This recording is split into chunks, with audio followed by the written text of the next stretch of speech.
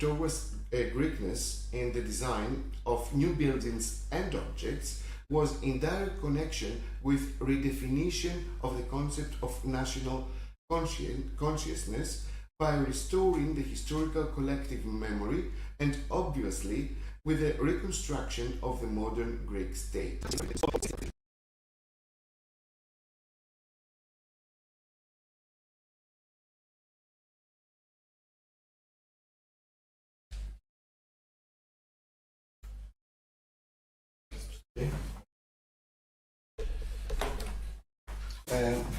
Now I think we should call Mrs. Balbal Jones Laviet.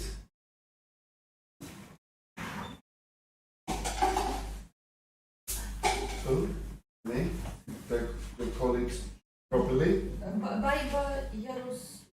Yes, Balba Janus Laviti. Who is it? But I don't know something. So somebody is missing from our panel. Photo. Yes, I think I saw it because I don't know her. Yeah, I will ask. Balba, you see this? Yes, I will ask somebody. Yeah. Maybe she's in the wrong hole. Maybe. She's attending somewhere else. Already talking. Yeah, somewhere else. No, she's from Latvia actually. Here. Ah, hello. So it's Mrs. Baiba Jaroslaviete from the Jasmine Beatles.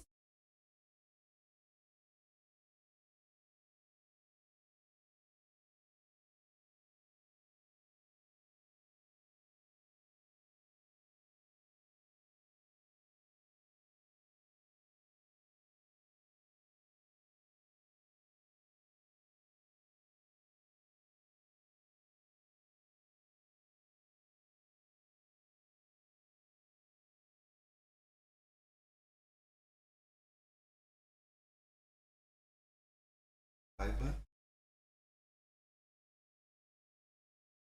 This one? No. Look, just look. Yeah, Look I there. will.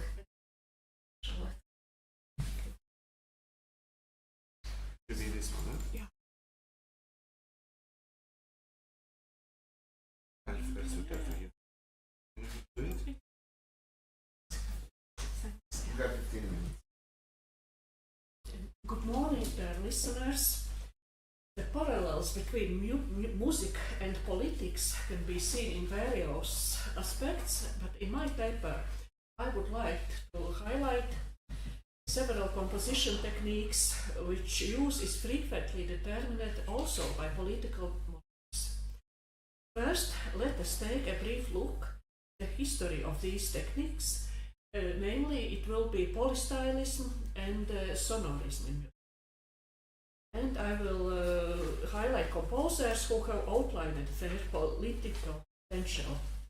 And secondly, I will speak about the interpretation of these techniques in the music of the Latvian composer Pēteris Rasks. And let us begin with the polystylism. It is a technique that is based on deliberate juxtaposition of one's own musical style and another style. The term polystylism was introduced in 1971 and it was formulated by Alfred Schnittke, who at this time was a Soviet composer.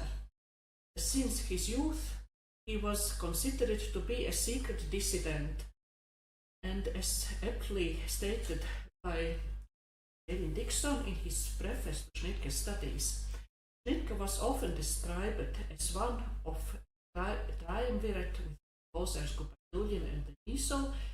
All three faced official sanction from the Soviet authorities.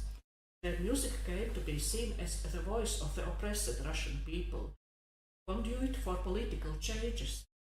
Schnittke's willful independence brought a political dimension to the reception of his music. Polystylism can easily be viewed as a challenge to codified authority.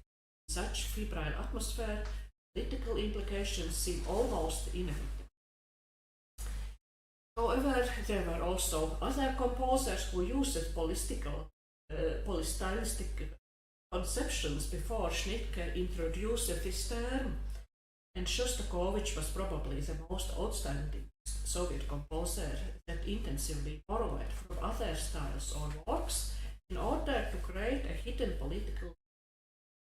This topic is already being discussed by various scholars, for example, highlighting the ironic context of the Georgian folk song Suliko, which was Stalin's favorite song. The same Stalin subjected Shostakovich to much cruelty, both his Suliko appears example in distorted version by Shostakovich.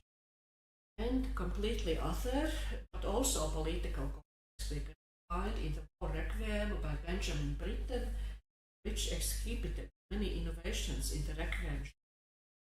The contrast between the canonical Latin texts and secular English poetry, 20th century writer, who died in the First World War. This contrast is so great that it affects the music as well. On one hand, references to the stylistic of church music, fear of hope, other dramatic or aggressive dissonant music, which the Triton often becomes the leading interval. It's interesting to know that Triton, it was musical interval that was even considered as a diabolos in musica in the traditional Catholic Church. But the main idea by Britain, it is war is something so terrible that even prayers do not bring consolation. Composer, a lifelong pacifist, realized this idea. Two texts and two styles in his work. And he has influenced many postmodern requiems and pieces with similar. But I will continue with the main hero. Paper, the composer Pēteris Vasks. He was a son of a pastor, and representatives of this profession were perceived almost as enemies of the atheistic Soviet state. This is also the reason why in the late 16th and 70s it was much more difficult for Vasks to establish himself in composition than his peers. He constantly faced the difficulties in the publishing and performances of his work. This time, Vasks was very inspired by Bärt's voices in music. He says that he inherited his love of Bärts from Messiaen. And even though Bärts are a topic seemingly far from politics, it is not so in the case of Vasks. In an interview for me, he stated, the Bärts were like a symbol of freedom. To me, because Europe was divided in two, birds could fly where they wanted. No one could take that.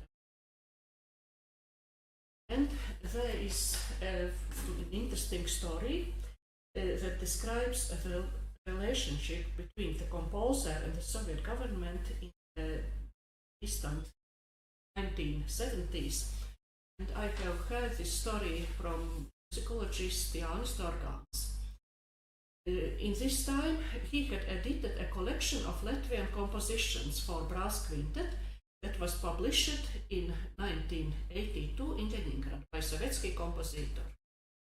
And alongside other works, Torgāns has planned to include in the edition Mūzika aizlidojušajiem putniem or Music for Fleeting Birds by Vasks, 1770.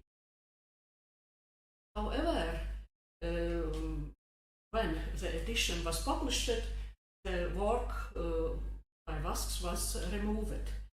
Nobody in Latvia did not know the reason, but the truth was accidentally revealed. During an informal meeting a few years later, a Sovietsky compositor representative told to the leader of the Latvian Composers Union that the removal of the work by Vasks was not the publisher's fault, but was required by higher authorities. An unnamed functionary infrared and a reference in the title words about fleeting birds. We now have so many departures anyway. Who should it be exacerbated? But it should be added that the 1970s and 1980s were indeed a time of intensive emigration of Soviet Jews. And of course, Vask had not meant the analogy with birds to be so direct. However, his words about birds as a symbol of freedom in a divided Europe show that there was some basis for the ideological supervision. And let us listen a fragment of the mentioned work that is created in a stylistical technique, because there are two musical materials: diatonic music that reflects the voices of the birds, and sharp, dissonant, chromatic expression that can be associated with a word hostile to birds. But I will show the recording of the Carillon Quintet. It is already 21st century, and they have visualized this work too. And this visualization, it is not so as Vask has it, but it has also another, maybe also political subtext related to will be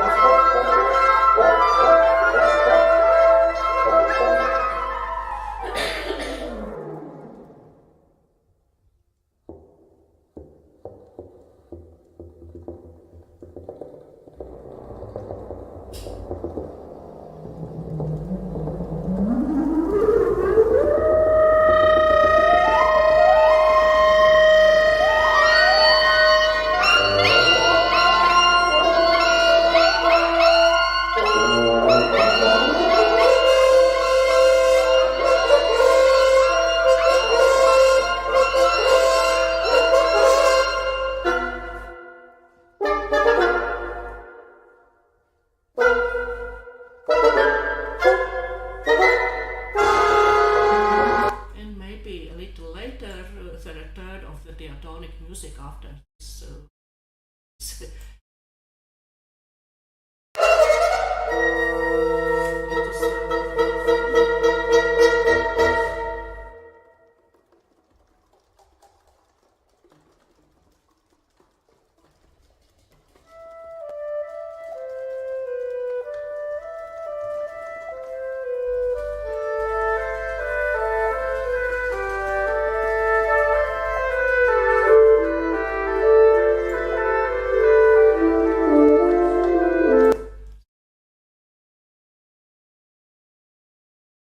It is not the only work by Vasks where he has used such political contrasts with political subtext.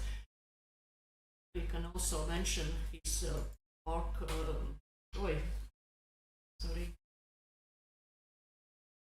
Latvia, that was composed already later, already not in the Soviet time. And it is created as a dialogue with the composer of the national anthem. Karl Baumann is also the music was created in really different times, and therefore this contrast is also heard in the work. But now I would like to discuss another compositional technique. Vask's house music was not heard in large concert halls during Soviet time. It was one of the pioneers of sonorism in Latvian music. Sonorism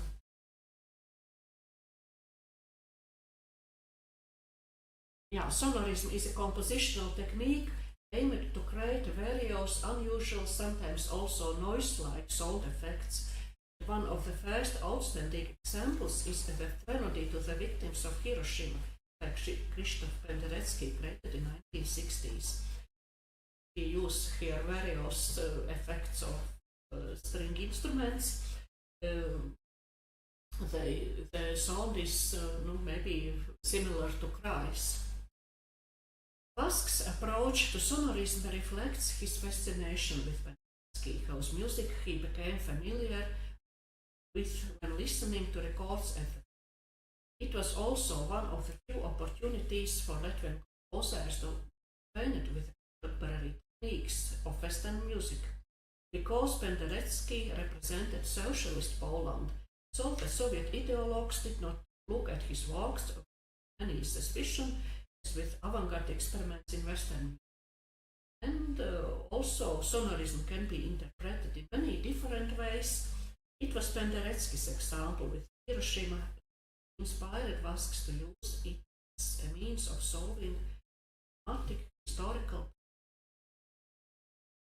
I would like to show a fragment from his choral ballad Litten, but at first here is historical information about his work, so it's devoted to tragic history period of the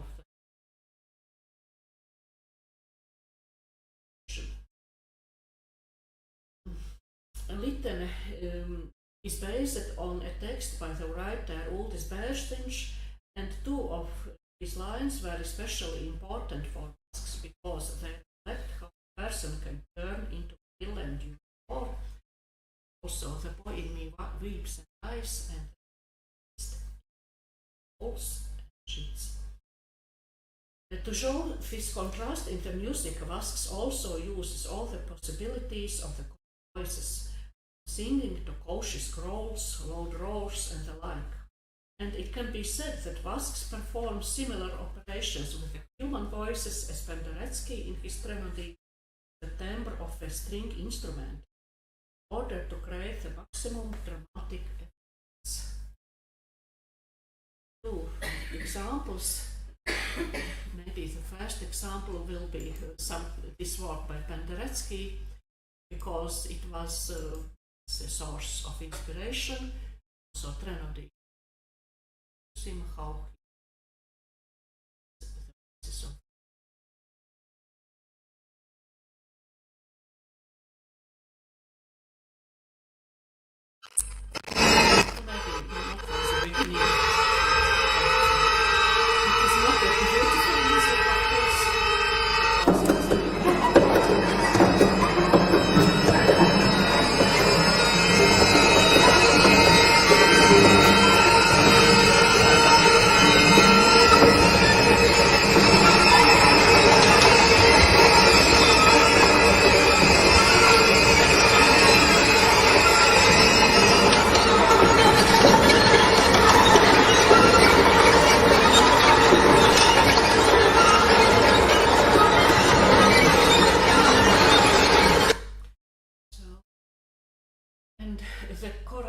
the voices of it is maybe more diverse in his expression, because there is not only such dramatic expression but also lyric.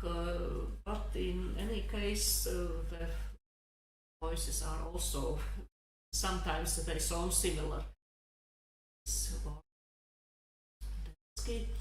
It was such in the Latvian music. It was such the first work. Something show also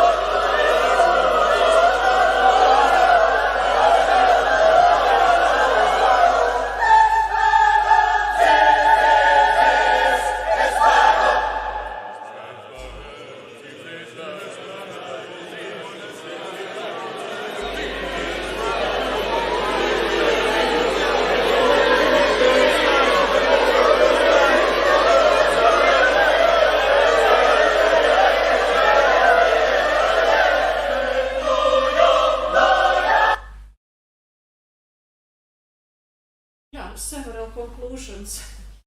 On the one hand, throughout history, the compositional technique was closer to the musical and not to the political component of composers' work. The latter is more directly reflected in the program titles of compositions or in texts of vocal. Nevertheless, both techniques discussed in this paper, sonorism and polystylism, throughout the 20th century, also acquired a certain political subject. I have analyzed their manifestations in specific compositions, but this analysis shows that there are certain similarities. How these techniques are used by several composers, and therefore there are many possibilities for research that includes music, political content.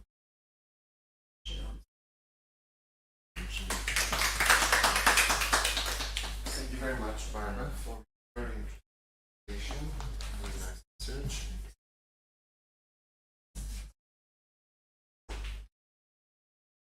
And I would like to call Katarina from the Modern Research Institute. So your theme is about music again. Music, politics in the Third Reich. Artists, behavior models, coexistence strategies in totalitarian states, please.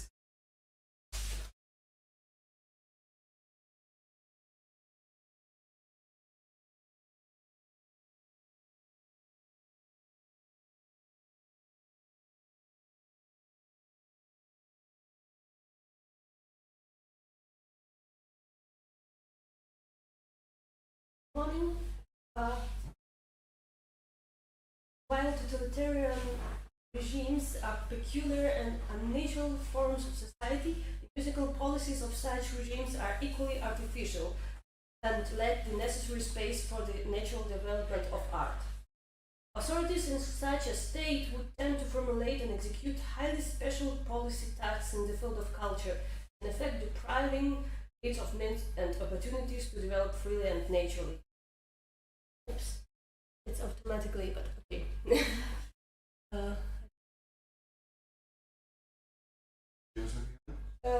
Yeah, it was just automatically. Okay, I will deal with it. Taking the Third Reich as an example, I propose to look at the specific of cultural processes in a totalitarian state from the perspective of a musician, someone who always was and remained the same member of society as any other individual, and therefore could be expected to react to stress and perils in ways basically similar to what other human beings would do, and actually other species. This similarity leads us to recall the theory of American physiologist Walter Bradford Cannon, who more than a century ago coined the term flight or fight response, later developed into fight, flight, freeze, or fawn response in the situation of danger. The Cannon theory could be quite helpful in studying classification, the behavioral patterns, and survival strategies of artists in a totalitarian state, I thought. At the same time, one needs to take into account that the relative nature of comparisons between various types of physiological reactions. After all, we are talking about a complex set of mental characteristics such as motivation, values and beliefs, aesthetic preferences, personal family circumstances, and national origins. In my report, I will talk about fight, freeze, and fawn reactions, response, and the examples of musicians, and the flight response due to their time restrictions. I will let maybe in another report I will talk about that. So I want to start with the fawn response, and as example Richard Strauss. Composer Richard Strauss is probably the best known personality of those mentioned in my report. His most famous opus, the one that was based on Nietzsche's Thus Spoke Zarathustra, is recognizable from the very first note, and his opera Salome and the Cavalier of the Roses are regularly staged in the most prestigious opera houses. The Strauss case is easily a vivid example of high-profile personas' collaboration with the authoritarian regime. Although Strauss was not the most ardent Nazi and did not think of himself as an ideologically sensitive person, he did not hesitate to make use of Nazi government support to promote his music. He was also on good terms with the authorities of the Weimar Republic, by the way. Importantly, by the time the Nazis came to power, Strauss was already a respected world-famous composer. In 1933, he was already 69 years old. However, the opportunities offered by the new government must have been too tempting, with the Nazis investing huge amounts of money in opera production and the development of classical art for propaganda purposes. Another motivation for the collaboration is the fact that the composer's daughter-in-law was a Jew, and by being on good terms with the Nazis, Strauss hoped to save her life. Strauss' collaboration with the regime began in the very early days of the Nazi regime, when he was appointed head of an Imperial Chamber of Music in 1933. Subsequently, the composer would allege that his appointment was made without his consent and even knowledge, although historians have found it extremely unlikely, if at all possible. In any case, that initial period of the Nazi rule saw Strauss delivering congratulatory speeches to the Nazi party leadership and even sending letters of praise personally to Goebbels.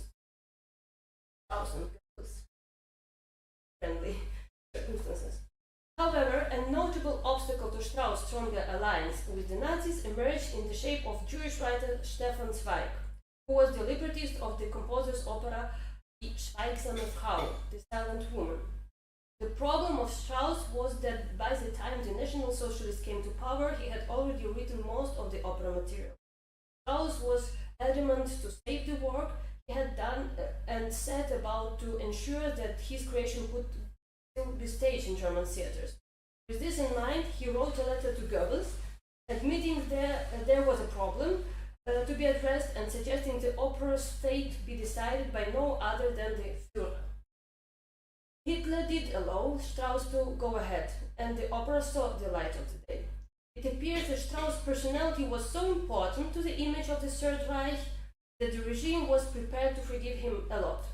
However, in his correspondence with Zweig, which was intercepted by Gestapo, Strauss confessed that he was indifferent to the ideology of Nazism and stated that he was only mimicking the function in the Imperial Chamber of Music to prevent a greater evil. Moreover, the composer said that he did not care about the racial issue. The following lines from his letter best explains Strauss' stand. For me, a nation only exists in the moment it becomes an audience. I don't care whether they are Chinese, Upper Bavarians, New Zealanders, or Berliners, if they have paid the full ticket price. Thus, we can argue that the Strauss case aptly corresponds to a model of behavior branded as phone response and driven by the pursuit of creative and personal goals. The fight response, I take example famous conductor Wilhelm Furtwängler. This type of behavior is best presented by the case of Wilhelm Furtwängler, this principal conductor of the Berlin Philharmonic in 1922-1945. Although not particularly straightforward and possibly somewhat more complicated than it would seem at first glance, Furtwängler's case is definitely about finding and defending his principles in however relative and limited scope. Furtwängler's fight became possible due to the artist's extraordinary importance to the regime. A pure-blooded German by birth, he was not a persecuted artist and received full support from the authorities. They perceived German classical art as something that was supposed to justify the nation's quest for worldwide domination. But the conductor was not a supporter of the Nazi ideology. Despite the authorities' numerous attempts to win his loyalty, Furtwängler remained an irreconcilable opponent of the regime, even though he stayed in Germany and kept giving concerts during the Nazi rule. Moreover, Furtwängler never signed Heil Hitler and at the end of the letters, even to the Führer himself, and it was a common formality there, but he resigned to do that. Nor did he give the traditional salute to the Führer even when Hitler personally attended his concert. Instead, Furtwängler chose not to let go of his conductor's button. His other indicative gestures included not joining the Nazi party, refusal to perform the Nazi anthem before concerts, resignation from all official positions, and demands to be treated as a private citizen. Furtwängler's stand on the racial issue was especially eloquent. He refused to take over the conductor's chair from Bruno Walter, Jew by origin, and perhaps most importantly helped dozens of Jewish musicians. At least 80 such cases were documented. The Nazi party leadership had to tolerate Furtwängler's behavior and sometimes even made concessions, at least in such matters as protection of Jewish musicians or preservation of Austrian cultural heritage.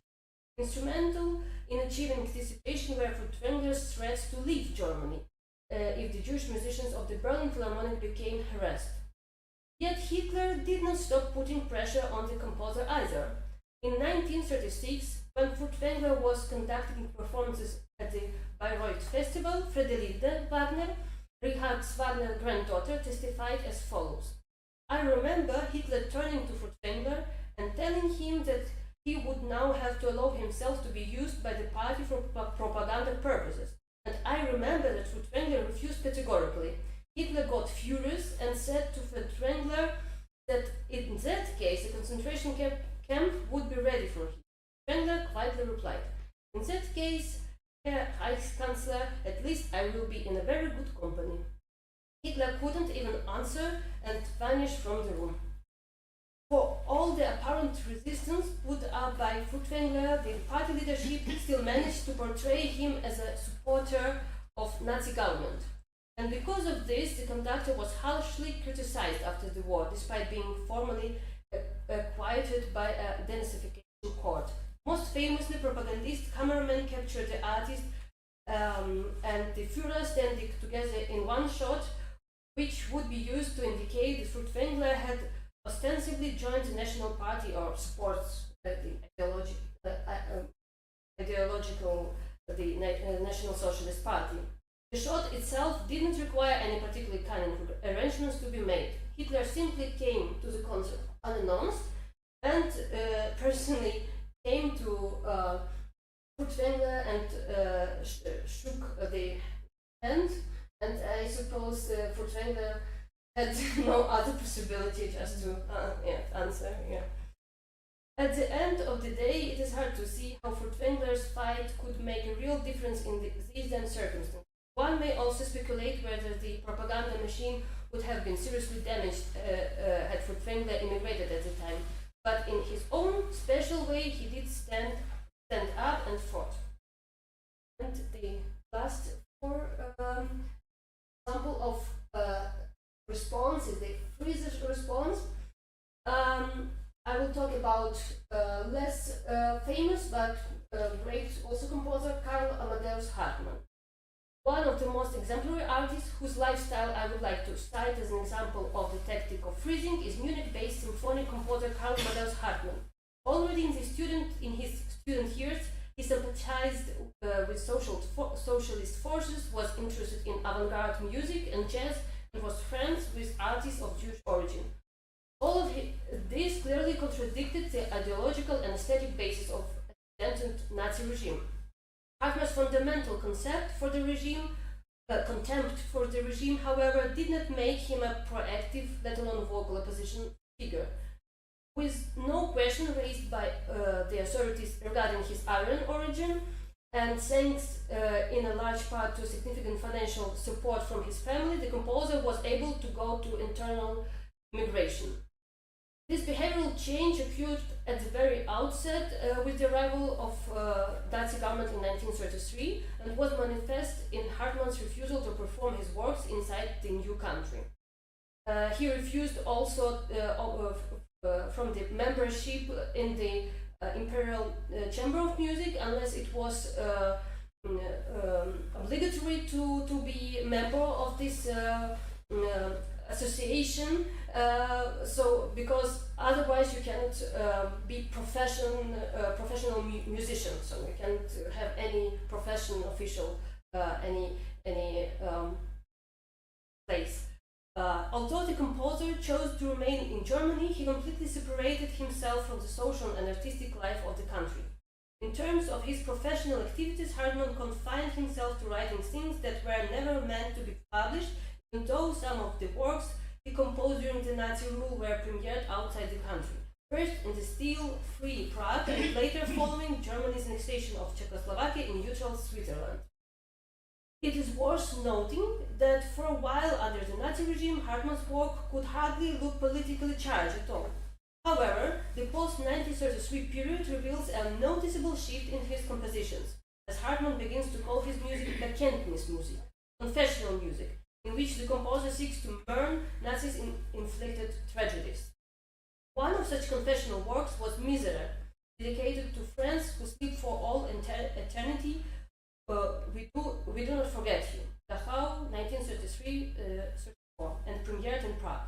Another notable work created in the same vein was the opera De Simplicissimus Simplicissimus Jugend, where Hartmann uses historical analogies with the 16th century 30 Years' War to show the shame and depravity of war. Still, perhaps the most famous anti-war product of his is the Concerto Funebre for violin and orchestra. Here the composer responds to the annexation of Czechoslovakia and seems to confess to the voice of violin, as it were, the crime of the entire German nation against neighboring country and its people. Conclusion. The undertaken analysis shows that attempts to prevent a greater evil by cooperating with totalitarian authorities could hardly ever bring desired results, let alone make such a regime stop in its tracks. Unfortunately, Furtwängler's sincere attempts to save Jewish musicians were not going to affect the Nazis' racist policies or prevent extermination or deportation of Jewish artists, and they did not. Moreover, his activities did not preclude the authorities' effective nomination of Furtwängler, or for that matter of Strauss for the showcased role of a star baking the regime. The nomination served quite well for the Nazis' propaganda purposes. On the other hand, the artists' response to the Nazi rule was not without precious signs of their principled and however muted opposition to the regime. As we could see, even artists from the more silent wing of that opposition were quick to develop the language of symbols and historical analogies in music. And this language worked. It became a veiled, but in the circumstances probably the only viable way to resist conditions and rules set by the totalitarian regime. Incidentally, it was the same language that would be a characteristic feature of civil resistance in Soviet art too, which points to the universal nature of behavioral techniques used to defend freedom of thought and speech. Thank you very much for your attention. Thank you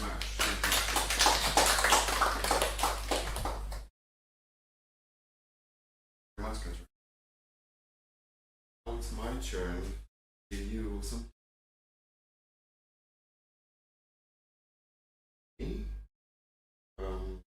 Ida or Katrina? Questions?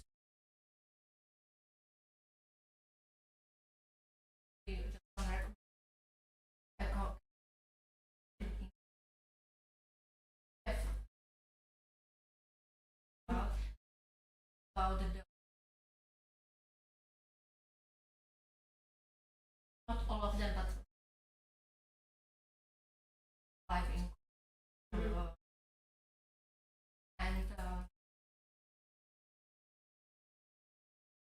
and I can send you and ship Slovak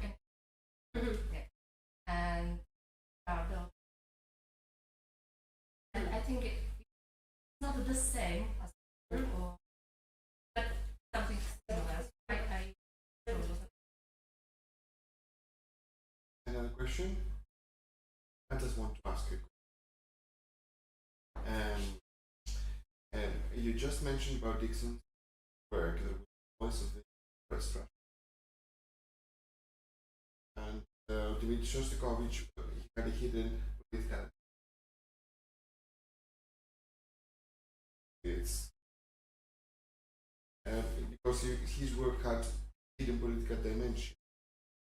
And Peter Voss was very close to the Soviets. state sort of feels. Just tell me what the actual position of Benjamin Britten is.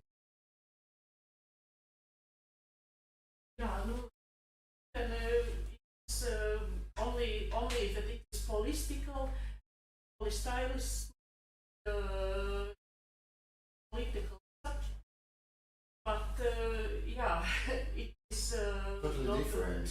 It's completely different because he's involved and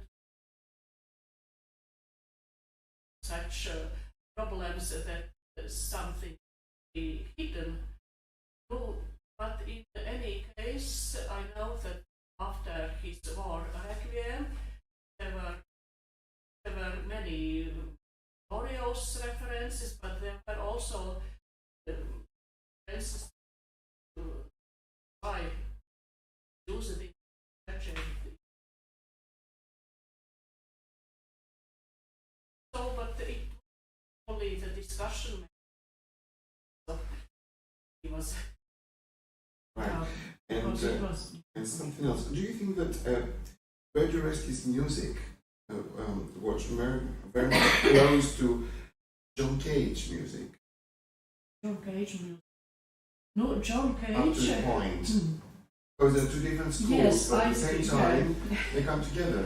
I can say that through sonorism, because one of the innovations of Cage, it was prepared piano and various unusual sonoristic effects. Yeah, I have not showed the piano music by Vasks, but especially in his youth works, he was the first in the Latvian music who began these sonoristic effects and also Because I just found out to play on the strings and percussive effects in his piano music too. It was, yes. No, but I have chosen the works with such maybe. It reminded me of Yeah, something yeah, about yeah. John Cage work. Yeah, Something, but, some sounds. no, in his interviews he usually mentions Penderecki as the first, but yeah, it was the Epoche and the Cage, something similar with the sound, musical. Thank you very much for the answer. And now I just want now you mentioned about these roles of the composers, like the von Strauss or Fight for Wendler and Freeze for. Yes. Can you just tell us if there were something like that in the area of the applied or fine arts? How do you know? Definitely. I just not really my field of fine arts, you but were. for example, there is interesting. I mean German arts. Now I'm concentrating on the music, of course, but I have one. I just want to help you in that. Yes. Because in my experience, Yes. our fine artists were not very much compromising in one way or another, because their work was not very fluctuated. It was very stable. Just you can see that. It was not music that you can interfere and do that and have a role into this. And that's why they could not actually be very flexible towards the totalitarian regime. But this Entartete Kunst exhibitions, maybe you heard Yeah, about it? just a few, but in general, I think that fine artists were not able to resist such. It's very difficult. In a way that composing. But actually, it's an exceptional. Actually, I wanted at the beginning. I wanted not to talk about fight at all, because I thought it's not possible. Actually, the fight metaphorically in a way. Yes, but it's an exceptional case of Furtwängler. It's very exceptional. I think it's it can be nothing like that, and I'm not sure that in Soviet Union such cases of fight as fruit triangle would be possible, because maybe there were not one person that would be such based like so important on one person like a fruit triangle. So actually, yeah, the fight it was almost not possible, of course. Yeah, and, but in a metaphorical way, I mean, it could be just circle, yes. fight. Yeah, but at least trying to somehow to contradict with to resist with the government. Yes, and the fine arts, of course, if we talk about architecture, it's something very special that you cannot contradict at all, so you have no chances, or like the Bauhaus, for example, they could not do anything because they were leftish. Or film regisseurs, like it's staying in Germany and filming. In films, it was a bit different because Reisenholt, there was a woman that made the film. She compromised with them in a way, and she actually worked with them, especially in the Berlin Olympics in 1936. And that was quite close to music, but the fine artists were a bit more stiff.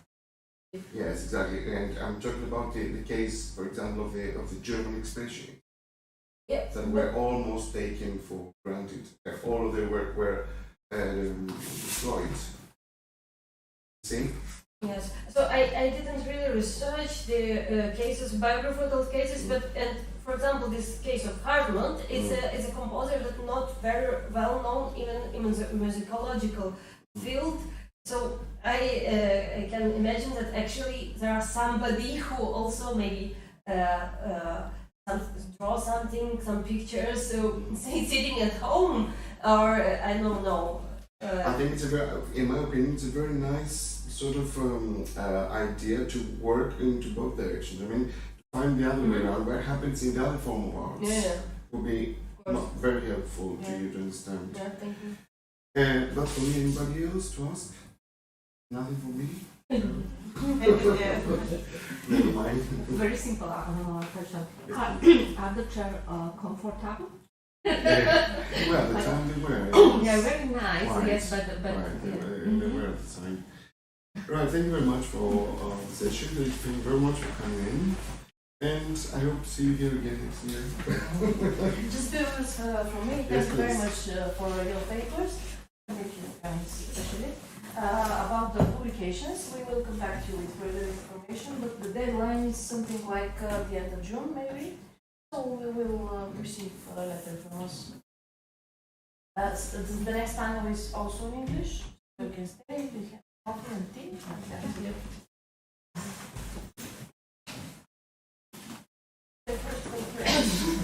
It's my first conference. You're very good.